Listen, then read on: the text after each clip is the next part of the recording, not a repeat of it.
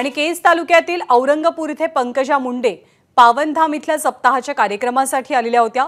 यावेळी मराठा आंदोलकांनी एक मराठा लाख मराठा अशा घोषणा देत पंकजा मुंडेंना या कार्यक्रमात जाण्यापासून रोखलं, तेव्हा पोलिसांना सौम्य लाठीमारही करावा लागला। गोविंद शेळके आपल्या सोबत आहेत। गोविंद, या ठिकाणी नेमकं काय घडलं? आपल्याला माहिती आहे की पंकजा मुंडे या भाजपच्या लोकसभेच्या उमेदवार आहेत आणि मागच्या 2-3 दिवसापासून त्या बीड जिल्ह्याच्या दौऱ्यावरती आहे। मतदारसंघाचा दौरा होता आणि या दौऱ्यामध्ये एक नियोजित कार्यक्रम असा होता की औरंगपूर नावाचं ठिकाण आहे जिथे आज एक पावनधाम नावाचं धार्मिक ठिकाण आहे, तिथे सप्ताहाचा कार्यक्रम होता। तिथे पंकजा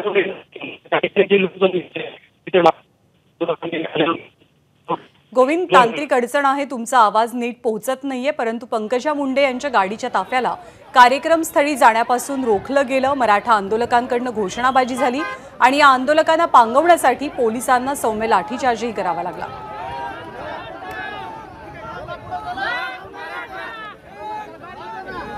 केज तालुक्यातील औरंगपूर इथे पंकजा मुंडे पावनधाम इथल्या एका सप्ताहाच्या कार्यक्रमासाठी जात असताना हा सगळा प्रकार घडलाय।